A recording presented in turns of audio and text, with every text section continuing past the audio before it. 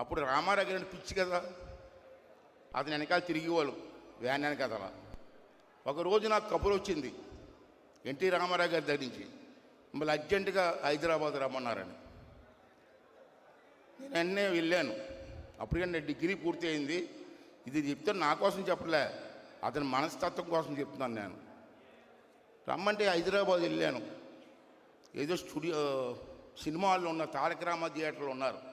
వెళ్ళి కలిశాను. నమస్కారం అన్నగారు అన్నాను. మీరు ఎవరండి అన్నారు. సార్ మీకు కబురు పెట్టారు కదా, నర్సీపట్నం నుంచి వచ్చాను అయ్యన్న పోతుందంటే, రా తమ్ముడు అన్నారు. నీ వయసు ఎంత అన్నారు. ఎలా చూసారు కిందకి పైకి చూసి, నీ వయసు ఎంత అన్నారు. 24 సంవత్సరాల 8 నెలలు అన్నాను.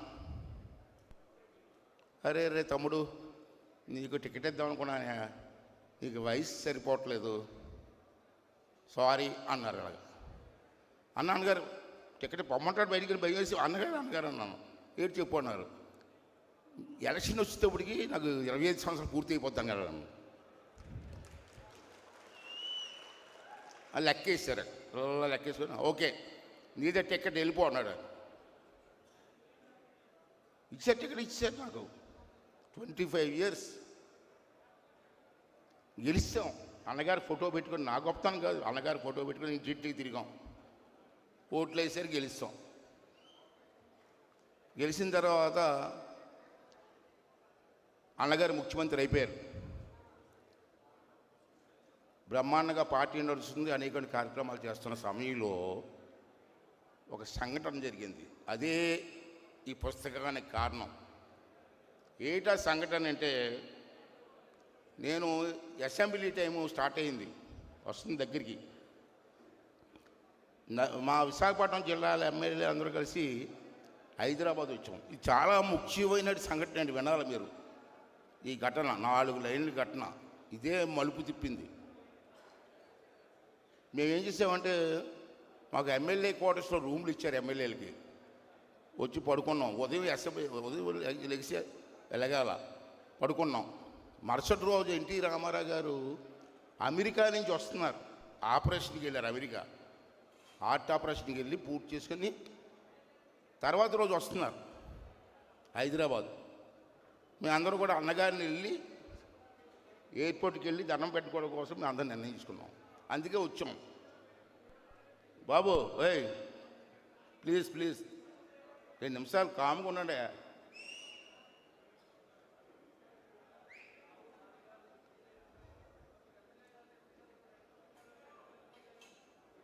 అప్పుడు రూమ్లో పడుకున్నాం. తెల్లవారుజాము 3 గంటల 3:30 ప్రాంతానికి అనకాపల్లి ఎమ్మెల్యే దాడి వీరభద్ర గారి ఏరియా, అక్కడ రాజుగారి ఎమ్మెల్యే ఎవరైనా కన్నబాబురాజు గారు ఎమ్మెల్యే మన పార్టీలోనే గెలిచాడు. ఎన్టీ రామారావు పేరు చెప్పుకుని గెలిచాడు. అతను 3:30కి వచ్చి నేను ఉన్న రూమ్ తలుపు కొట్టాడు. తెల్లవారుజాము 3:30కి ఎవరైనా లేచి తలుపు చేస్తే కన్నబాబురాజు గారు, సార్ ఈ టైంలో వచ్చారు సార్ అంటే, నీతో మాట్లాడాలన్నారు. లేదు కూర్చొని నిన్న ఒక పెద్ద మనిషి పేరు చెప్పాడు. ఇప్పుడు ఆ పేరు చెప్పడం నాకు ఇష్టం లేదు, నీకు తెలిసిపోతుందండి. పలానా వ్యక్తి రమ్మన్నాను, నిన్ను తీసుకురమ్మన్నాడు. అరే ఈ టైంలో ఎందుకే, ఉదయం స్నానం చేసి వస్తాను కదంటే, లేదు అర్జెంటుగా తీసుకురమ్మన్నాడు. అతను మరి మన పార్టీలో కూడా అప్పుడు లీడరే కదా, మీకు అర్థమైపోవడం సీను. అప్పుడు నేను వేసాను, కారు ఎక్కించి నన్ను వాళ్ళ ఇంటికి తీసుకెళ్ళారు 3:30కే. ఎక్కడ ఇప్పుడు మనకు పార్టీ హౌస్ ఉంది హైదరాబాద్లో, అక్కడ ఉండేది అతని ఇల్లు. అప్పుడు అక్కడ అంత డెవలప్మెంట్ లేదు ఆ రోజుల్లో, 83లో. తీసుకెళ్ళారు. నేను ఆఫీస్ రూమ్లో కూర్చోబెట్టాను. నేను ఒక్కనే ఉన్నాను, ఆఫీస్లో కూర్చుకున్నారు. ఆ పెద్ద మనిషి 5 నిమిషాలు వచ్చాడు నా దగ్గరికి. ఆ రూమ్ అతనింటికి వెళ్ళాను నేను. తమ్ముడు బాగున్నావా, కూర్చో అన్నాడు.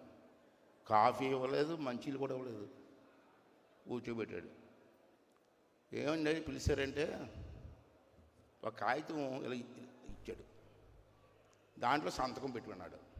దేనికన్నాను. దేనికండి అన్నాను. పెద్ద ఆయన సరిగ్గా పనిచేయట్లేదా, పెద్ద ఆయన అంటే ఎన్టీ రామారావు, దించేద్దాం. అన్నాడు. నాకు మతిపోయింది, ఇటు దించేస్తాడు, ఇంత మెజారిటీ పెట్టుకుని ఎలా దించేస్తాడు? ఎలా తెస్తారంటే నీకెందుకు నేను